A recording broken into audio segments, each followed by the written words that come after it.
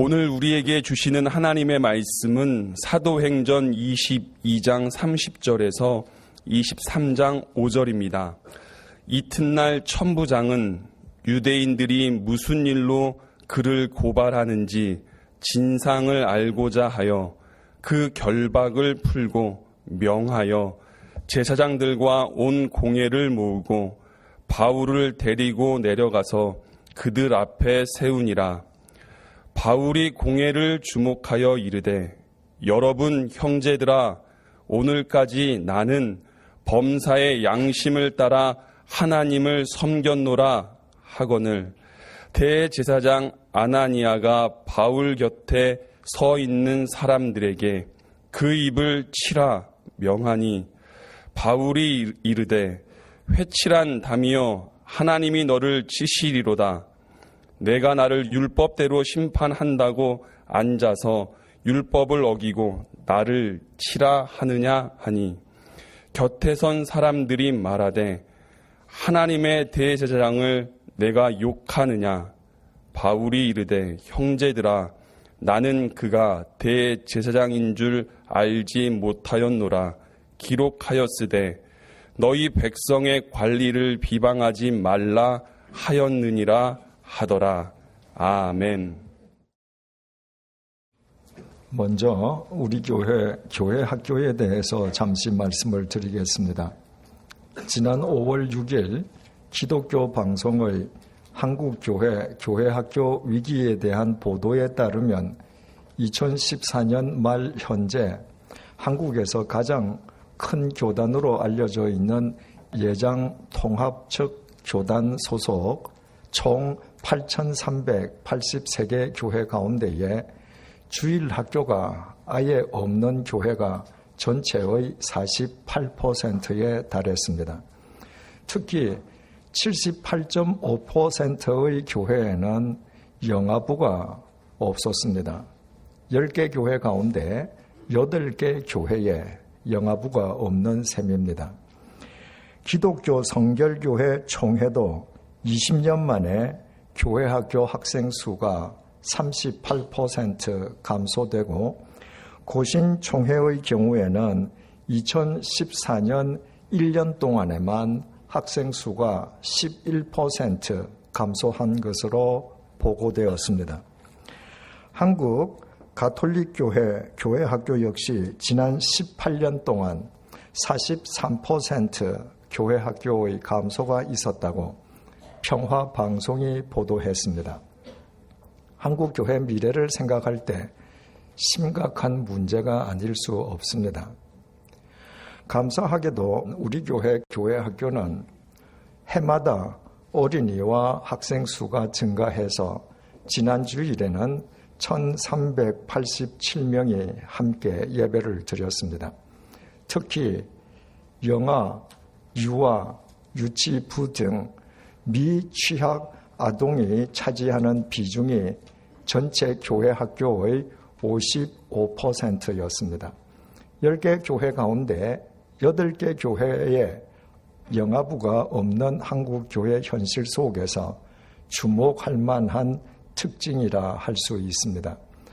우리 교회 학교가 이렇게 부흥하는 데엔 여러 가지 복합적인 요인이 작용하고 있는 것으로 보입니다.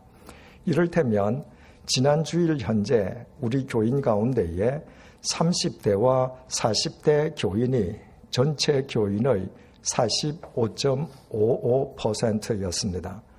어린이를 둔 젊은 부모들이 많다 보니 그들의 자녀들로 인해서 교회 학교가 자연스럽게 부흥하는 셈입니다.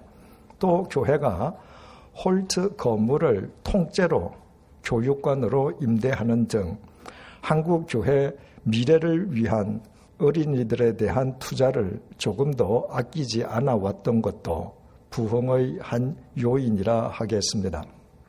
무엇보다도 우리 교회 학교의 부흥한 가운데에는 2011년 12월부터 지난 4년 반 동안 교회 학교를 총괄해 온 이계심 목사님이 있습니다. 이 목사님은 모성애와 분석력과 실천력이 한데 어우러진 지도력으로 340명의 교사와 400명의 중보 기도자를 세워 교회 학교의 중심을 잡아왔습니다.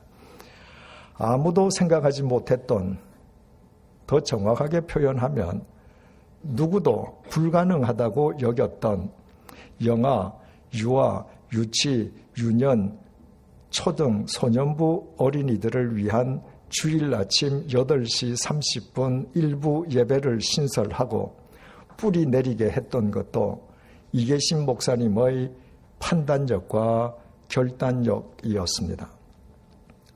한국의 교회 학교가 무너져 내리고 있는 교회 현실 속에서 이계신 목사님은 교회 학교를 책임지는 리더의 자질과 역량이 얼마나 중요한지를 입증해 주었습니다. 이계신 목사님은 전임 교역자의 정년을 만 60세로 규정하고 있는 우리 교회 정관에 따라서 열흘 후인 6월 30일부로 정년 퇴임하게 됩니다. 우리 교회 전임 교역자 가운데 첫 번째로 정년 퇴임하게 되는 이계신 목사님에게 우리 모두 한데 마음을 모아서 진심으로 감사를 드립니다. 앞으로 우리 교회는 교회 학교와 가정 신앙 교육의 연계를 더욱더 공고히 하려고 합니다.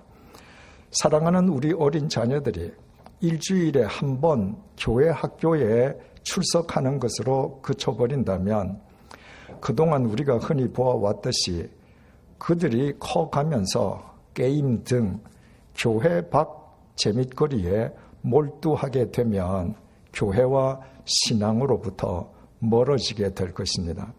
그래서 교회 교육이 가정 신앙 교육으로 이어지게 하면서 교회와 가정이 분리되는 것이 아니라 교회와 가정이 우리 어린 자녀들의 신앙 교육을 위한 두 수레바퀴가 되게 하려고 합니다. 이것이 한국 교회 미래를 위한 새로운 교회 학교 모델이 될 것이라 판단하기 때문입니다. 이를 위해서는 가정이 교회 학교의 연장선이 될 수 있도록 부모가 먼저 가정에서 신앙 교사로 서야 하고, 그것은 교회 학교와 교역자들, 교사들과 학부모들 사이의 긴밀한 협조와 신뢰가 구축될 때에만 가능할 것입니다. 그래서 이 막중한 임무를 이미 교사들 그리고 학부형들과 긴밀한 인간관계를 이미 형성하고 있는 이계신 목사님에게 다시 맡기기로 상임위원회에서 결의했습니다. 6월 30일에 정년 퇴임하는 이계신 목사님은 2달 동안 안식기간을 가진 뒤에 금년 9월 1일부터 2019년 6월 30일까지 만 2년 6개월간 기업에서 말하는 촉탁 신분으로 교회 학교를 계속 총괄하면서 교회 학교 교육과 가정 신앙 교육의 조화와 일치를 위해서 헌신하게 될 것입니다. 교회 학교를 통해서 한국 교회 미래를 위한 길닦기의 사명을 완수하고자 하는 교회 학교 교사들과 학부모들 그리고 교역자들을 위해서 많은 관심과 협조와 기도를 부탁드립니다. 바울이 태어날 때부터 로마 시민이었다는 사실을 확인한 천부장은 두려움에 사로잡혔습니다. 재판도 없이 로마 시민을 두 쇠사슬로 결박해서 연행하고 채찍질을 명령했다는 것만으로도 만약 바울이 고발한다면 천부장 자신이 처벌 대상이 될 것이기 때문이었습니다. 그렇다고 천부장은 바울을 그냥 귀가시킬 수도 없었습니다. 바울로 인해서 대소요 사태가 발생했던 만큼 예루살렘 치안 책임자인 천부장은 진상을 규명하지 않을 수 없었습니다. 하지만 무턱대고 바울을 신문할 수도 없었습니다. 로마 시민은 정식으로 고소인이 있을 때에만 신문할 수 있었습니다. 22장 30절을 보시겠습니다. 이튿날 천부장은 유대인들이 무슨 일로 그를 고발하는지 진상을 알고자 하여 그 결박을 풀고 명하여 제사장들과 온 공회를 모으고 바울을 데리고 내려가서 그들 앞에 세우니라. 이튿날이 되자 천부장은 왜 예루살렘의 유대인들이 소요 사태를 일으키면서까지 바울을 죽이려 했는지 그 진상을 밝히기 위해서 산헤드린 공회를 소집했습니다. 유대인 최고 의결 기구인 산헤드린 공회는 71명의 의원으로 구성되어 있었는데 대제사장이 의장이었습니다. 로마 당국은 산헤드린 공회에 유대인 간의 소송을 심리하고 사형을 판결할 수 있는 권한도 부여하긴 했지만 사형 판결은 로마 당국의 승인이 있을 때에만 유효했습니다. 본문은 천부장이 바울의 결박을 풀어주었다고 증언하고 있습니다. 이튿날이 되어서야 천부장이 바울의 몸에서 두 쇠사슬을 풀어주었다는 말이 아니라 재판을 받기 이전까지 무죄자인 로마 시민 바울을 자유인 신분으로 산헤드린 공회에 세웠다는 말입니다. 그 전날 바울이 로마 시민임이 밝혀짐과 동시에 천부장은 바울을 결박하고 있던 두 쇠사슬을 즉각 풀어주었을 것입니다. 23장 1절입니다. 바울이 공회를 주목하여 이르되 여러분 형제들아 오늘까지 나는 범사의 양심을 따라 하나님을 섬겼노라 하거늘. 산헤드린 공회에 선 바울은 의원 71명을 한 사람씩 주목했습니다. 그들은 모두 유대 사회에서는 가장 출세한 사람들이었지만 자신들이 빚어낸 하나님의 우상을 섬기는 그들은 실은 하나님 앞에서는 가장 미련하고 가련한 인간들이었습니다. 우리는 오늘 본문을 통해서 그 가련하고 미련한 의원들의 면면을 주목하는 연민에 찬 바울의 눈빛과 마주칠 수 있습니다. 바울은 그들의 비위를 맞추기 위해서 비굴하게 존경하는 산헤드린 공회 의원 여러분이라고 입에 발린 말을 하지 않았습니다. 바울은 71명의 그 의원 전원들을 여러분 형제들아라고 불렀습니다. 미련하고 가련한 그들 역시 하나님 앞에서 바로 세워주어야 할 형제들이었기 때문입니다. 그 형제들에게 던진 바울의 첫 마디는 오늘까지 나는 범사의 양심을 따라 하나님을 섬겼다는 것이었습니다. 유대인들은 바울이 하나님의 율법과 성전을 모독했다고 죽이려고 했는데 바울은 지금까지 자신은 모든 면에 걸쳐서 믿음의 양심을 따라 하나님을 섬겨왔다고 증언했습니다. 이때 바울은 당시의 평균 수명으로 이미 인생 말년이었다고 했습니다. 바울이 일평생토록 가난과 박해와 벗하며 산 것도 죽음을 각오하고 예루살렘을 찾아갔던 것도 믿음의 양심을 따라 하나님의 부르심에 순종하며 살기 위함이었습니다.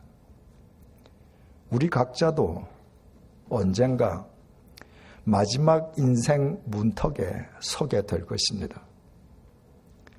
그때 우리 역시 하나님과 사람들을 향해서 나는 지금까지 믿음의 양심을 지키면서 모든 면에 걸쳐 하나님을 섬겨왔다고 고백할 수 있어야 하지 않겠습니까? 그렇게 하기를 원한다면 지금부터 당장 그렇게 살아야 합니다. 인생 말년은 어느 날 하늘에서 그냥 뚝 떨어지는 것이 아니라 우리가 매일 맞고 있는 오늘들의 결과이기 때문입니다.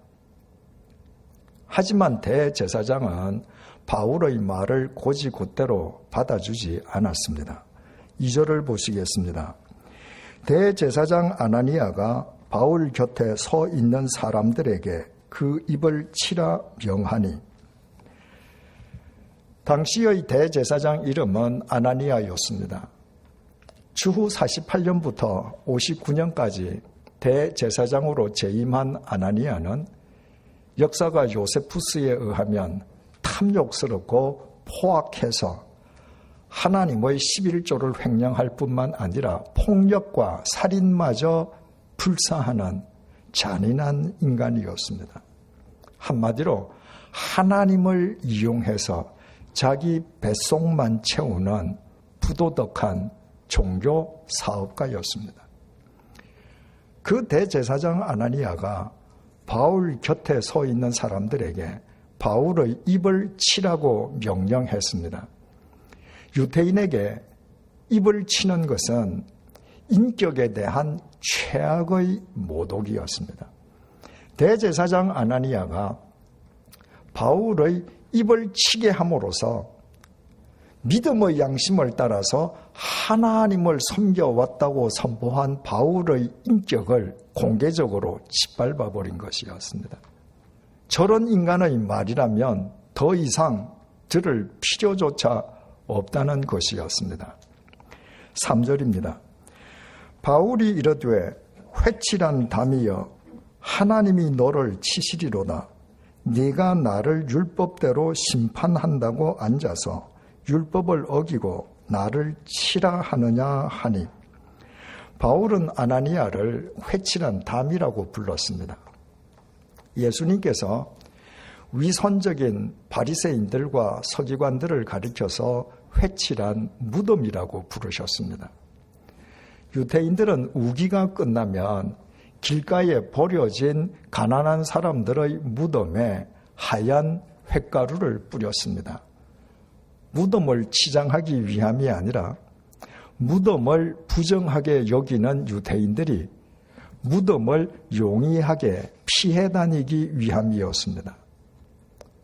무덤 위에 하얀 횟가루를 뿌리면 언뜻 깨끗해 보이지만 그 속은 변함없이 더러운 무덤인 것처럼 예수님께서는 겉과 속이 다른 서기관들과 바리새인들의 위선을 그렇게 질타하신 것이었습니다. 바울이 아나니아를 회칠한 담이라고 부른 것도 같은 이유였습니다. 율법은 두세 증인들의 증언이 있을 때에만 사람의 범죄 사실을 확정할 수 있다고 규정하고 있기에 그 이전까지는 누구든지 무죄였습니다. 그런데도 율법을 따른다는 산헤드린 공회에서 아나니아는 도리어 율법을 어기고 처음부터 바울의 입을 치게 해서 바울을 죄인으로 다루었던 것입니다.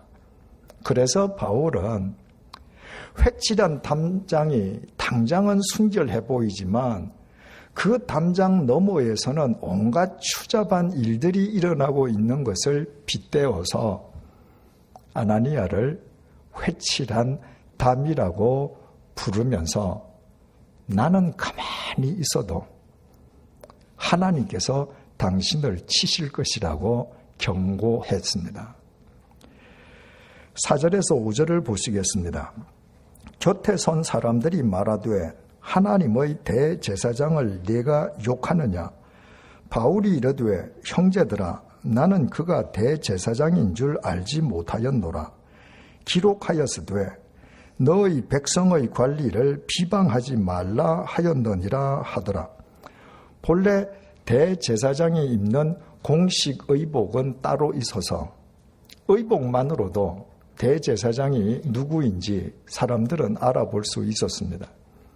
그런데 바울은 곁에 사람들이 아나니아가 대제사장이라고 일러주기 전까지 그가 대제사장인 줄 알지 못했다고 하는 것은 그날의 산헤드린 공회가 천부장에 의해 갑자기 소집된 임시회의였기에 대제사장이 평복으로 그 회의에 참석한 것으로 이해할 수 있습니다. 뿐만 아니라 바울은 주님의 부르심을 받은 이후에 20여 년 동안 유태교와 단절된 삶을 살았기에 신임 대제사장의 얼굴을 알 수도 없었습니다. 바울의 대답을 들은 바울 주위 사람들이 바울에게 내가 하나님의 대제사장을 욕하느냐고 반문했습니다. 그러나 그것은 대제사장을 하나님처럼 떠받드는 그들의 표현이었을 뿐 바울은 아나니아를 욕한 것이 아니었습니다. 그것은 아나니아의 불법적인 행위에 대한 정확한 지적이요, 정당한 비판이요, 사도다운 경고였습니다. 바울은 나는 그가 대제사장인 줄 알지 못했다라고 밝히면서 너는 재판장을 모독하지 말며 백성의 지도자를 저주하지 말지니라는 출애굽기 22장 28절 말씀을 인용했습니다. 바울의 이 말을 대제사장 아나니아에 대한 사과라고 해석하는 학자들도 있습니다.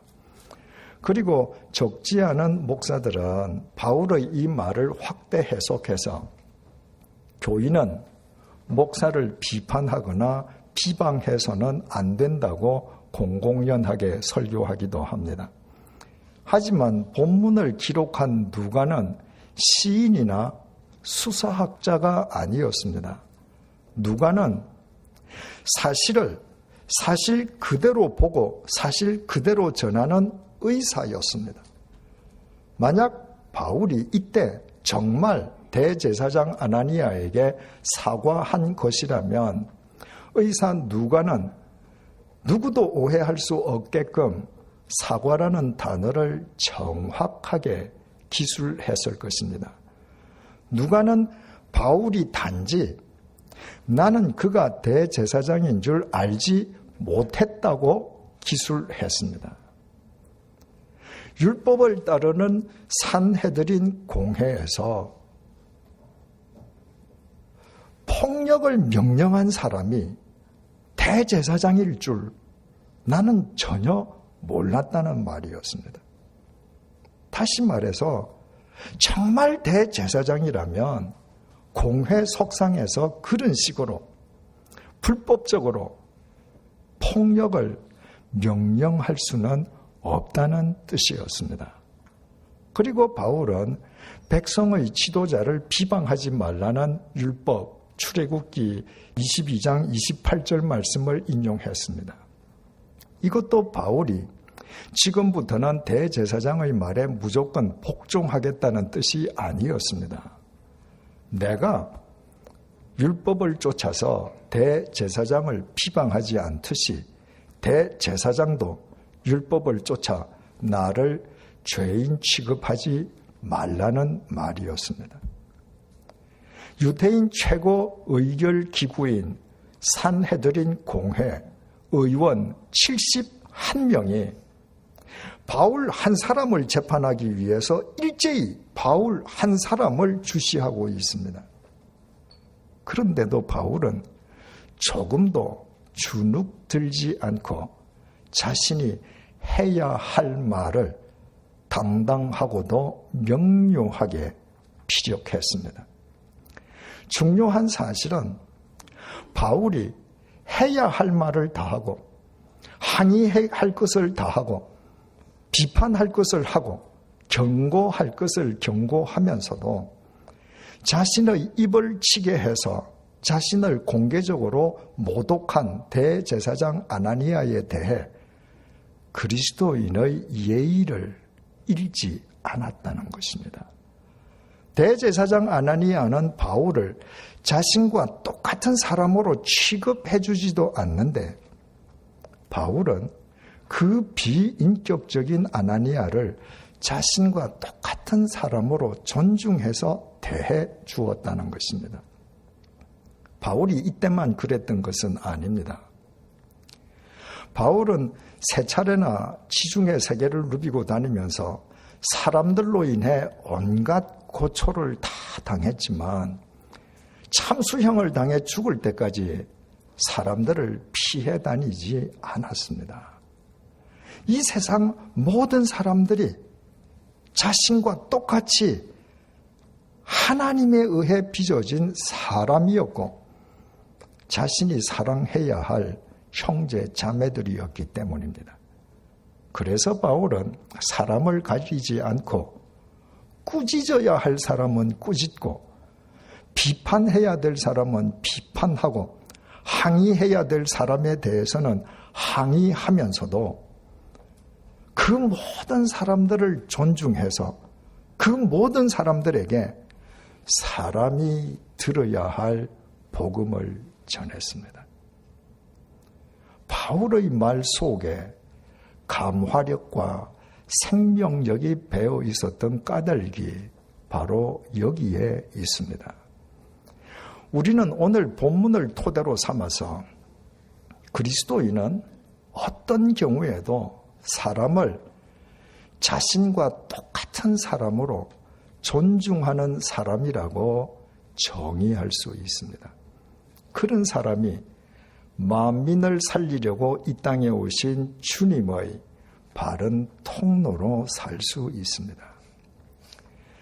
제가 2012년에 월드 비전과 함께 아프리카 르완다를 다녀온 뒤에 르완다의 수도 키갈리 인근의 나라마 학살 기념관에 대해서 말씀드린 적이 있었습니다.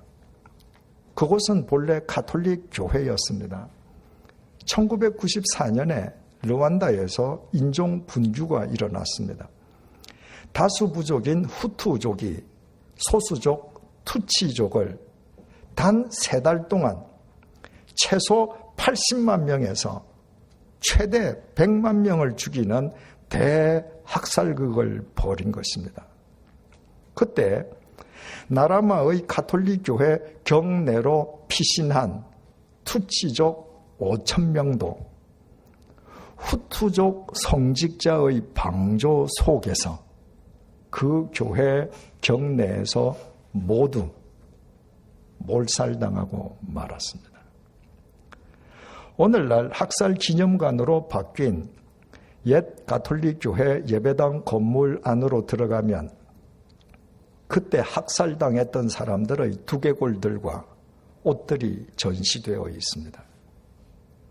그것들은 하나같이 교회 경내에서 성직자들의 방조 속에 자행되었던 대학살극이 얼마나 참혹했었는지를 생생하게 웅변해주고 있습니다. 그 기념관 정면에는 옛날 가톨릭 교회 시절에 사용하던 강대상이 있고 강대상 앞에 르완다 글씨로 이런 글이 쓰여 있습니다. 네가 너를 알고 네가 나를 알면 너는 나를 죽일 수 없다. 대학살의 광풍과 광난 속에서 르완다 국민이 얻은 위대한 통찰력입니다. 내가 내 자신이 사람인 줄 알고 내가 나도 사람인 줄 알면 사람인 너는 사람인 나를 죽일 수 없다는 말입니다. 그렇지 않습니까? 사람이 사람을 자기 자신과 똑같은 사람으로 안다면 어떻게 사람이 사람을 죽일 수 있겠습니까? 다수족 후투족이 소수족 투치족을 자신들과 똑같은 사람인 줄 알았다면 어떻게 3달 만에 최소 80만 명에서 최대 100만 명을 학살할 수 있겠습니까? 후투족 성직자들이 자기 교회 경내로 피신한 투치족 5천 명이 자신들과 똑같은 사람인 줄 알았더라면 어떻게 그들이 교회 경내에서 맞아 죽는 것을 가만히 방조할 수 있었겠습니까? 외딴 섬마을의 여교사가 자신들과 똑같은 사람인 줄 알았다면 어떻게 주민들이 자기 자식들을 가르치는 여교사에게 술을 먹이고 번갈아가며 성폭행할 수 있겠습니까?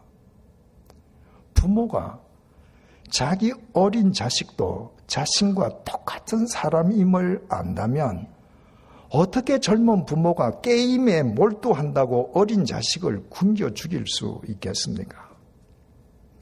운전자가 다른 운전자도 자신과 똑같은 사람인 줄 안다면 어떻게 자기 차를 추월했다고 죽일 듯이 보복 운전을 하고 양보해주지 않는다고 상대방 차를 세우고 도로에서 운전자를 끌어내어 때려 기절시킬 수 있겠습니까?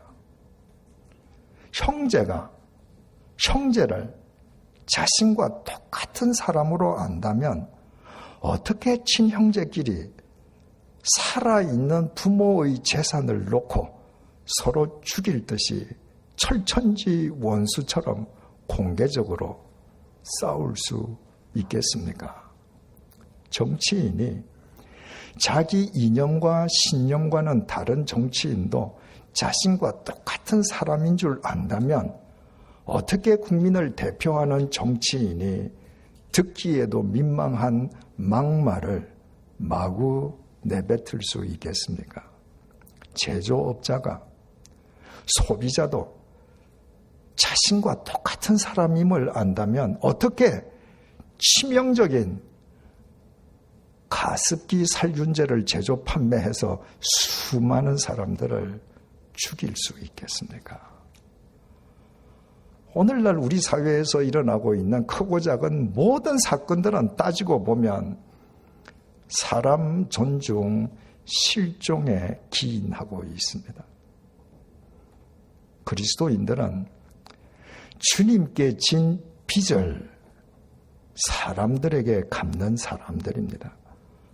그러므로 사람에 대한 연민과 사람 존중이 수반되지 않고서는 그리스도인에게 바른 삶은 불가능합니다. 그리스도인인 우리에게는 세상의 불의와 맞서고 세상의 모순을 바로잡고 이 세상을 바로 세워야 하는 거룩한 사명이 주어져 있습니다. 우리는 그 사명을 완수하기 위해서 지적할 것은 지적하고 비판할 것을 비판하고 항의할 것을 항의하고 전할 것을 전해야 합니다. 그러나 우리가 무슨 말을 하든 사람에 대한 연민과 인간 존중을 상실해서는 안 됩니다. 그래야만 우리가 사람들로부터 오해받고 모함당하더라도 우리의 말은 사람을 살리는 생명력과 감화력을 지닐 수 있습니다. 사람에 대한 연민으로 사람을 존중할 줄 아는 사람을 통해 모든 사람을 구원하러 이 땅에 오신 주님께서 친히 역사하시기 때문이면 두말할 나위가 없습니다. 얼마 전에 모 교단 신대원 졸업을 앞둔 한 신학도가 제게 글을 보내왔습니다. 당사자의 동의를 구하고 그 일부분을 읽어드리겠습니다. 제가 졸업을 앞두고 목사님께 이 글을 보내게 된 계기는 순전한 마음과 교회다움의 회복 때문입니다. 믿음 1세대로 부모님의 핍박 속에서 신대원에 입학했던 제 마음은 너무 순수했나 봅니다. 신대원 생활과 교회 사역의 경험을 통해 저에게는 많은 답답함과 갈등이 생겨버렸습니다. 불의에 대항하기보다는 은혜라는 논리로 덮어버리며 믿음의 세대 속에서만 살아온 신학생들은 사회와 세상을 너무 모르고 교회 안에서의 예배와 문화가 전부인 줄 알고 있습니다. 물론 예배가 중요하나 세상 속에서의 성도들의 삶을 너무 모르는 것 같아 화가 납니다.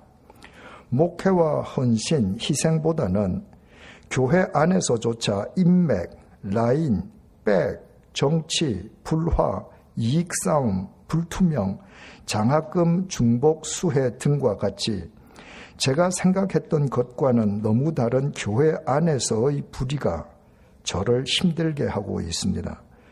문제의식을 지닌 동력자들이 있기는 하나 태반의 신학생들은 자기 사역에 집중하고 영혼에 집중하자는 빛 좋은 개살구 같은 말로 포장하면서 현실에 대해서는 무관심하고 있습니다. 그리고 어쩔 수 없다는 동기생들과 선후배들이 너무 많습니다.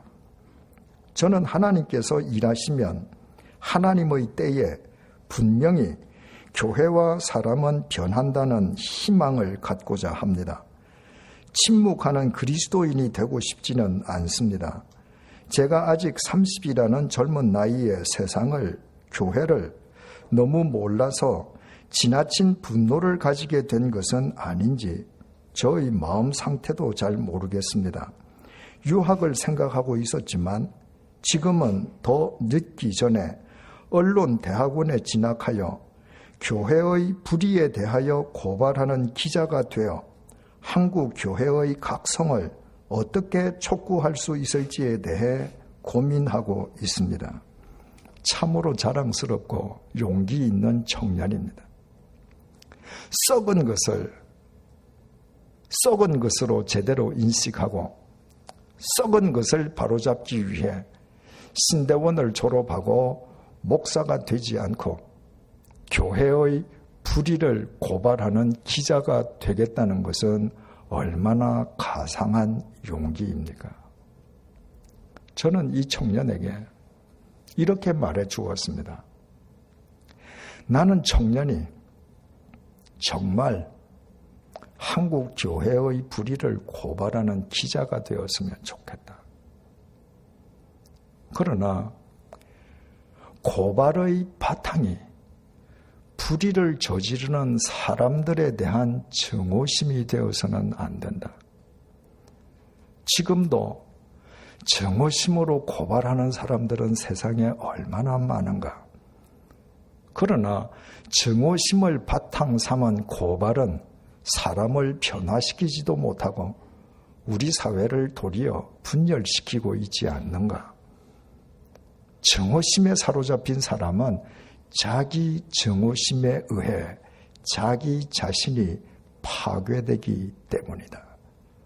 그리스도인의 고발은 불의를 저지르는 사람들에 대한 연민과 인간 존중이 바탕이 되어야 한다. 똑같은 고발의 글이라도 궁극적으로 사람을 무너뜨리기 위함이 아니라 상대방을 살리기 위한 글이 사람을 감동시키고 우리 사회를 통합시킨다. 저는 그 청년이 꼭 그런 훌륭한 기독 언론인이 되었으면 좋겠습니다. 하나님께서는 사람을 창조하셨습니다.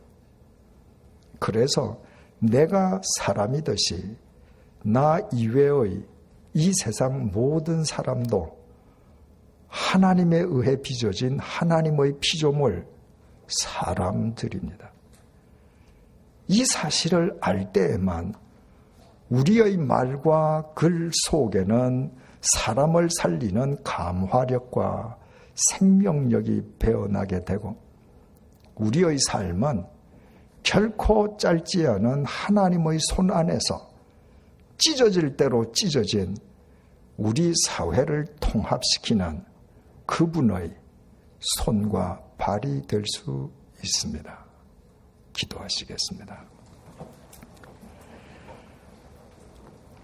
하나님께서 나를 사람으로 빚어주셨건만 나는 짐승처럼 살았습니다.